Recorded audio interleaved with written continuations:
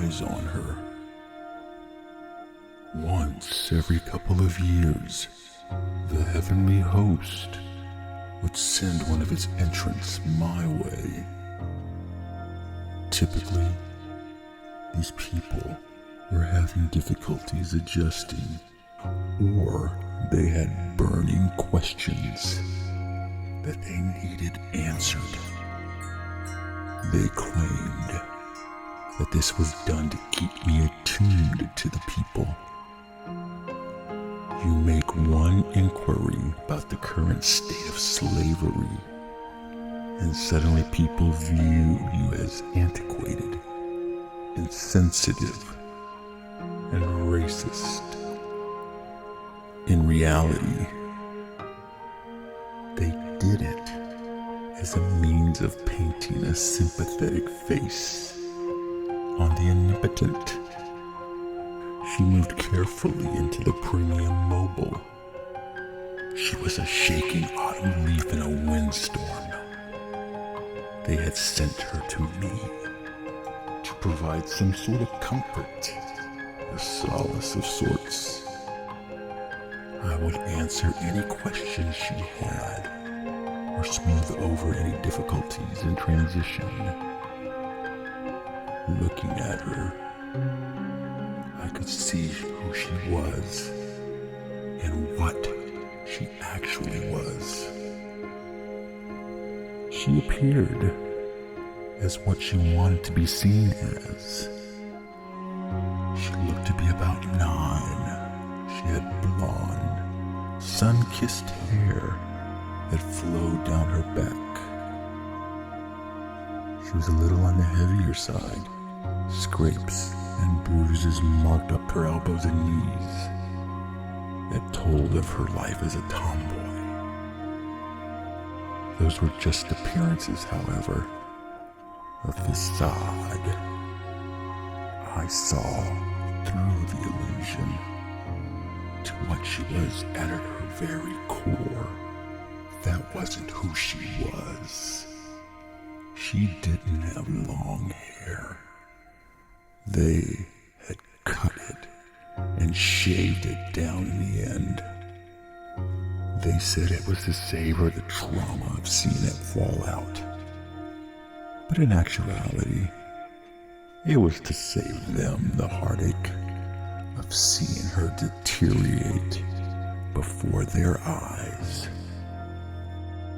She wasn't heavy. In fact, she was bone thin. Months of radiation and chemo did that to people. It robbed them of their appetite. The food that they could keep down, typically bland, light, not very nutritional. Her scrapes and bruises were replaced with bed sores and lesions. She looked around from torch to torch, expecting me to be standing by the flame and warming myself. She expected to see me as a kindly old man, but I was not. Technically, I wasn't in the room. I was the room. I was there. I was everywhere. My form is incorporeal and was spread out into every inch of the chamber. I am insubstantial. I am everything. And she spoke. Is there anyone there? I am.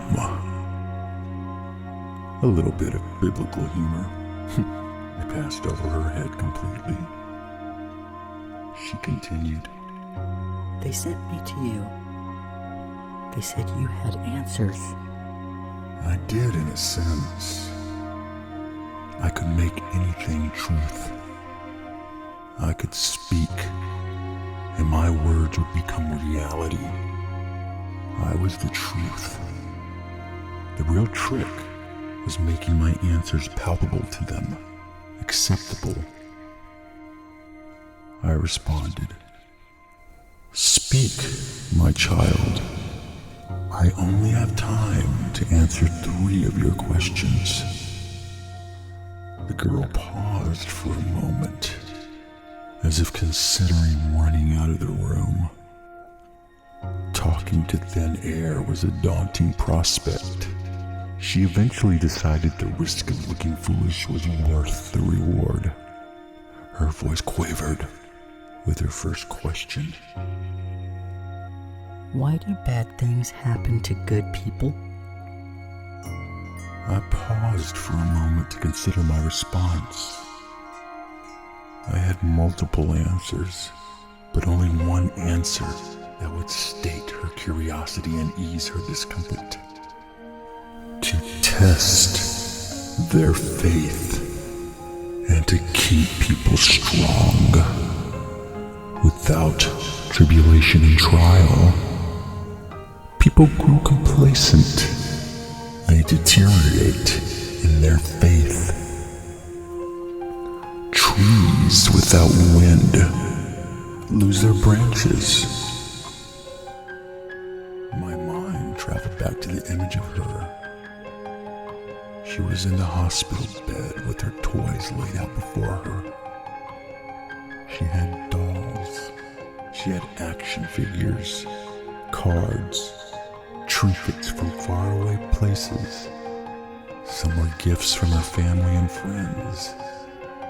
Others were offered to her from nurses and doctors returning from distant locales that sought to give her succor. They gave her so much, but none of it was what she actually wanted, needed. She was a bit angry and a bit jealous. They had given her all these wonderful things, but had taunted her in other aspects. She had all these amazing toys, but didn't have anyone to play with. The hospital wards were empty. Some would call that a miracle, while others would denounce it as a tragedy. There were no kids to play with. She secretly longed to be outside and feel the sun on her skin and the wind in her hair. She wanted the company of another child, someone to confide in, but that was denied to her.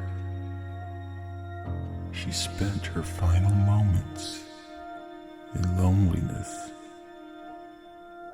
She interrupted me from my reverie after taking sufficient time to ponder my response.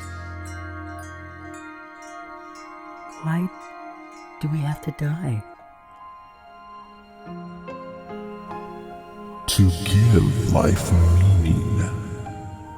If you all lived forever, life would have no meaning. There would be no sense of urgency. The smallest of notions and the grandest of gestures would be rendered pointless if death had no significance. People die, so humanity tries to live to the best of their abilities. I trailed off to her hair. It was once blonde, but the nurses shaved it down before the radiation therapy. They called it a kindness. They didn't want her to suffer the cruelty and emotional trauma of watching it come off in patches. To be left as wisps, ghosts of what once was. They buzzed it off, and a few of the more compassionate nurses joined her. They got their hair razored off alongside her and donated it to Locks of Love organizations. At the end, She looked like a tiny, bald, emaciated alien. She hated losing her golden locks. She wanted to keep them to the very end. She didn't care if she had to watch her hair fall away in clumps. She hated the fatalism of it. She hated the thought that they would shave her down, due to the thought that she wasn't strong enough to watch it all fall apart.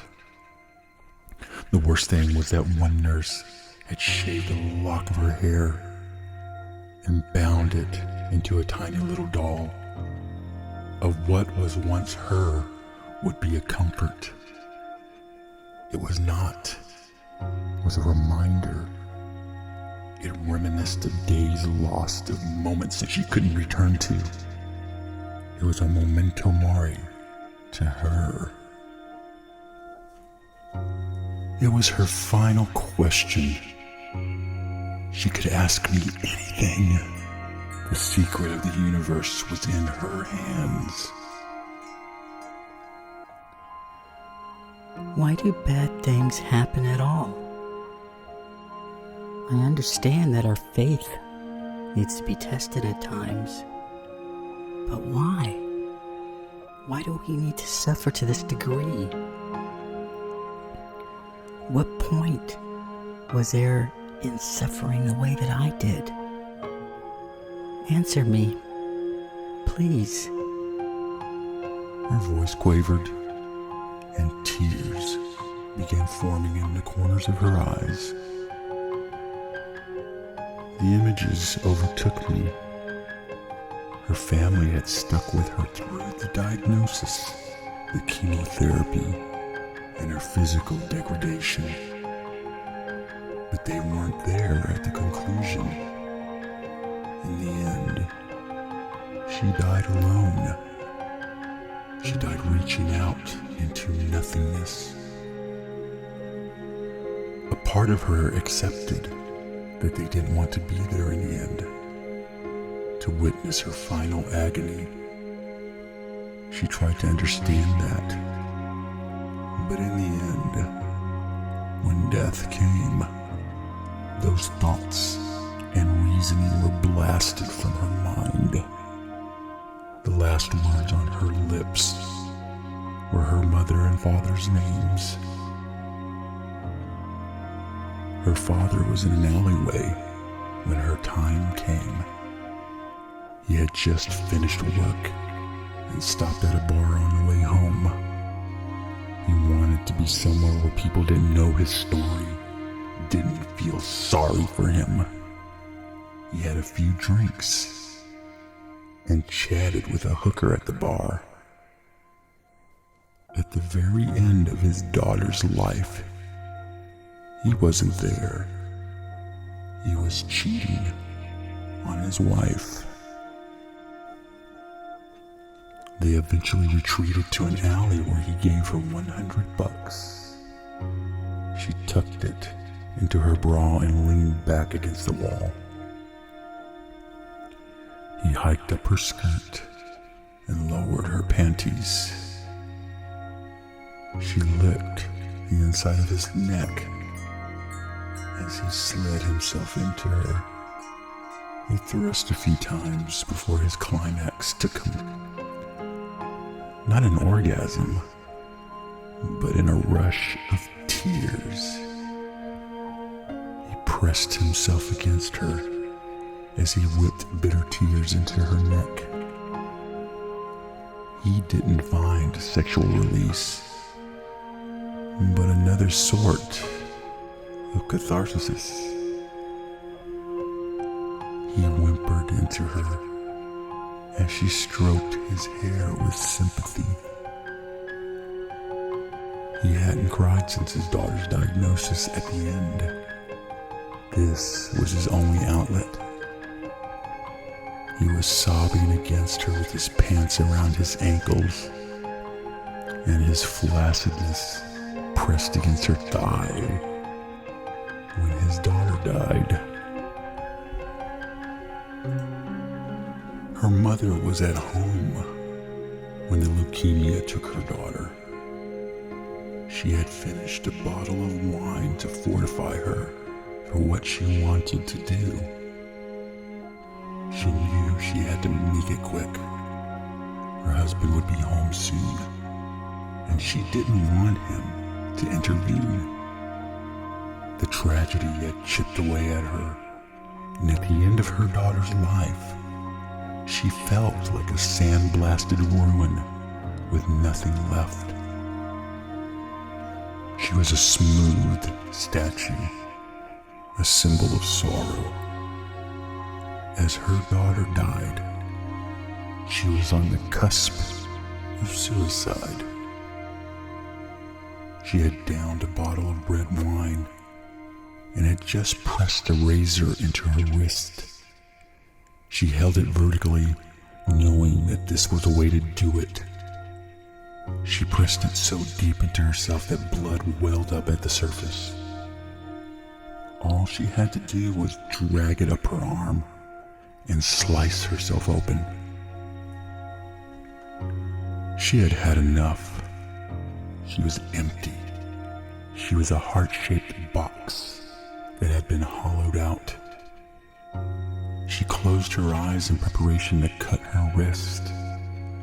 But in that moment, all she could see was her daughter's eyes. Her hand trembled. Her daughter's angelic face smiled at her through the darkness. She remembered her holding her daughter at the hospital, and that moment gave her strength to let go. The razor dropped into the sink, and her mother broke down. She wept at her weakness while her daughter died, alone and scared, miles away. I was lost in recollection. The girl waited a few moments before repeating, Why do bad things happen at all? Why do we need to suffer?